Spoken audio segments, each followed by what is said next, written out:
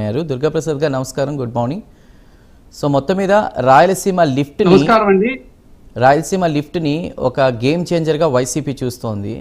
మీరేమంటారు? ఎందుకంటే ఇప్పటికే మస్తారావు గారు మాట్లాడి ఇందులోని వాస్తవాలని ప్రజలకు చెప్పే ప్రయత్నం చేయాలి, కేవలం విమర్శలు ఆరోపణలు కాదంటున్నారు. మీ మాట ఏంటి?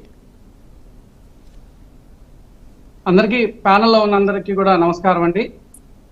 ఈ రోజున వీళ్ళు రాయలసీమ ఎత్తిపోతల పథకం గురించి మాట్లాడుతూ ఉంటే వైసీపీ వాళ్ళు చాలా సిగ్గుచేటుగా ఉందండి.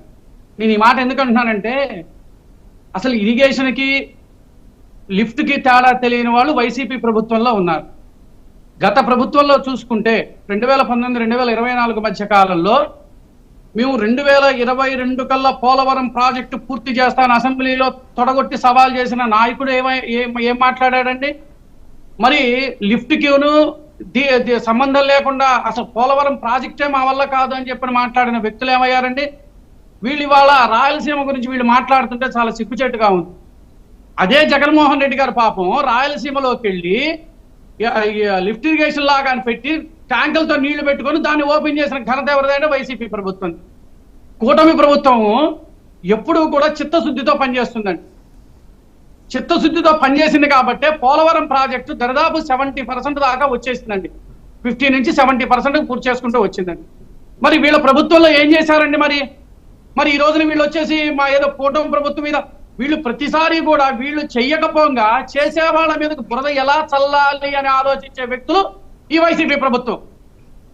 కూటమి ప్రభుత్వం చేస్తున్నప్పుడు ఎందుకు విమర్శలు చేయాల్సినంత అవసరం ఏంటి? మరి మీ ప్రభుత్వంలో మీరు ఏం చేయగలిగారు? మరి అదే రాయలసీమ మీద అంత పట్టు, అంత మమకారం ఉన్నప్పుడు మీ ప్రభుత్వంలో మీరు ఎందుకు చేయలేకపోయారు? మీ ప్రభుత్వంలో మీరు ఎందుకు చేయలేకుండా ఉన్నారు? మరి ఆ రోజున ఆ విధంగా చూసుకున్నా కూడా వీళ్ళు ఈ విధంగా కూటమి ప్రభుత్వం మీద బురద చల్లడం ఎంతవరకు సమంజసం? లిఫ్ట్కి క్యూసిక్కి తేడా తెలియని మంత్రులు కూడా మాట్లాడేవాళ్ళు. మరి దీనికేం సమాధానం సార్? ఇది ముఖ్యమంత్రి, మాజీ ముఖ్యమంత్రి వర్యులు అది చేతగాక ఒక లిఫ్ట్ ఇరిగేషన్ పెట్టుగా ఒక డ్యామును అడ్డం పెట్టుకొని ట్యాంకర్లతో నీళ్లు పెట్టుకొని దాన్ని ఓపెన్ చేసి రైతులకు ఏదో మేలు చేస్తామని చెప్పుకున్నారు. మేము వైఎస్ఆర్ కాంగ్రెస్ ప్రభుత్వం రైతుకు మేము మంచి బలం ఇచ్చారా నాయకులు అని చెప్పని చెప్పుకుంటున్నారు కదా. మరి అలా ఎట్లా చేయగలిగారు? మరి దానికి ఏం సమాధానం చెప్తారు? మరి ఇవాళ కూటమి ప్రభుత్వం మీద బురద చల్లాల్సిన అగత్యం ఏంటి? ప్రభుత్వం చేసుకొని వెళ్తుంది కదా. సొంత ప్రయోజనాల కోసమే రాయలసీమ లిఫ్ట్ ను తాకట్టు పెట్టారు అంటూ కూడా సజ్జల ఫైర్ అయ్యారు. ఇంకోవైపు 1000 కోట్ల సుమారు పనులేవో ఉన్నాయి, అవి పూర్తయితే జగన్మోహన్ రెడ్డి గారికి మంచి పేరు వస్తుంది, అది ఇష్టం లేకే కూటమి ప్రభుత్వం ఈ విధంగా చేస్తోంది అంటూ కూడా మాట్లాడారు. దానికి ఏమంటారు మరి దుర్గాప్రసాద్? ఇప్పుడు ఏ ప్రభుత్వంలో అభివృద్ధి జరిగితే ఏ ప్రభుత్వానికి పేరు వస్తుంది సార్? ఇప్పుడు పెట్టుబడి ఇప్పుడు మా ప్రభుత్వంలో మేము చేశాము, అది ఎవరికి పేరు వస్తుంది? ఇది వీళ్ళ ఊహాగానాలే తప్ప మనం రాష్ట్రానికి మనం ఏం మేలు చేస్తున్నామని చెప్పని వీళ్ళు ఆలోచించట్లా. మాకెక్కడ పేరు పోతుందో, ఎక్కడ ఇంకో ప్రభుత్వానికి పేరు వస్తుందో అని వాళ్ళు బాధ. మరి మీ టైంలో ఏం చేశారు? మరి మీ టైంలో మీరు ఎందుకు పూర్తి చేయలేకపోయారు? అంటే మీరు అంత నాలెడ్జ్ గల వాళ్ళు ఎవరు లేరా? అంత అసలు ఇరిగేషన్ లో అసలు మేము అసెంబ్లీలో జరగదీసినప్పుడు సారీ తప్పుగా అనుకోవద్దని, అసెంబ్లీలో అనిల్ కుమార్ యాదవ్ ఏం మాట్లాడామని ఇరిగేషన్ డిపార్ట్మెంట్ గా చేసినప్పుడు అమ్మటి రాంబాబు గారికి ఇచ్చారు. మరి ఆయన ఏం చేశాడండి? మరి ఆ టైంలో ఈ కోట్ల రూపాయలన్నీ ఎక్కడికి పోయినాయి? అప్పుడు నిధులన్నీ ఎక్కడికి మళ్ళీ ఇచ్చారు? మరి ఆ రోజున ఎందుకు మాట్లాడలేకపోయారు? ఆ రోజు పూర్తి చేయకుండా ఇవాళ వచ్చేసేసేదో తెలుగుదేశం పార్టీ మీద కూటమి ప్రభుత్వం మీద బురద చల్లడానికి సిద్ధంగా కూర్చోవడం అది ఎంతవరకు సమంజసం అవుతుంది? రైట్. ఈ విషయంలో మస్తాన్ గారు ఏదో మాట్లాడదాం అనుకుంటున్నారు. మస్తాన్ గారు చెప్పండి సార్. ఇప్పుడు వాస్తవాలు పరిశీలిస్తే 2021లో గ్రీన్ ట్రిబ్యునల్ ఆదేశాల వల్ల ఆగిపోయింది. దాని మీద మన పర్యావరణవేత్తలతో లేదంటే మన ఆంధ్రప్రదేశ్కి సంబంధించిన వాళ్ళతో రాయలసీమకి తాగునీరు సాగునీరు పోతుందని ఏం కోర్టులో కూడా వైసీపీ వేయించలేదు, ఆగిపోయినాయి పనులు. సో అది వాస్తవం. ఇప్పుడు కూటమి సర్కారు రాయలసీమ ఎత్తిపోతల పథకం విషయంలో ఏ విధంగా పోరాడబోతుంది? అసలు ఆ పథకాన్ని కంటిన్యూ చేయబోతుందా లేదా? రాయలసీమ సంబంధించి వాళ్ళు రాజకీయం చేస్తున్నారు సార్, 2-3 మీటింగ్లు పెట్టుకున్నారు, బాగానే ఉంది. మీ వైఖరి ఏంటి అసలు? మీరు ఆ ఎత్తిపోతల పథకం అనేది ప్రత్యామ్నాయంగా ఇంకోటి మచ్చుమర్రి అంటున్నారు. ఎవరు? చంద్రబాబు గారు ఏమన్నారు? మచ్చుమర్రి ఉంది, దానికి ప్రత్యామ్నాయంగా ఇది అవసరం లేదనేది అంటున్నారు. అది అవసరం లేదా? అవసరం ఉందా?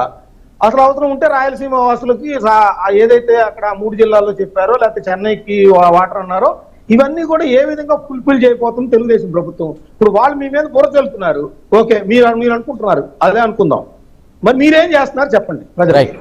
రైట్ దుర్గా ప్రసాద్ గారు చెప్పండి. సార్ ప్రభుత్వము చెప్పిన విధంగానే కట్టుబడి ఉంటుంది సార్, దీంట్లో ఎటువంటి సందేహం లేదు. ప్రభుత్వం ఇచ్చిన మాట నిలబెట్టుకుంటుంది.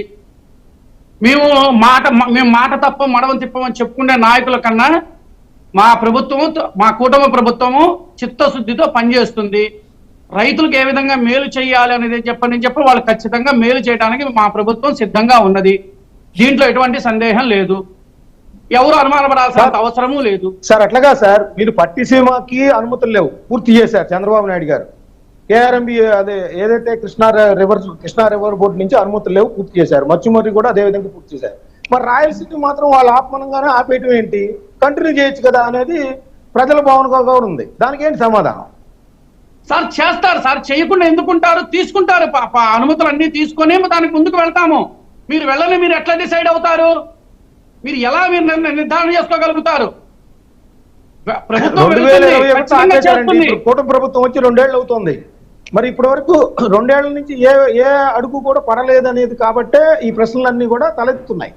రైట్ శ్రీనివాస్ గారు వన్స్ అగైన్. రైట్ సో రైతు సమస్యల 2017లో స్టార్ట్ అలానే అది కాదు శ్రీనివాస్ గారు.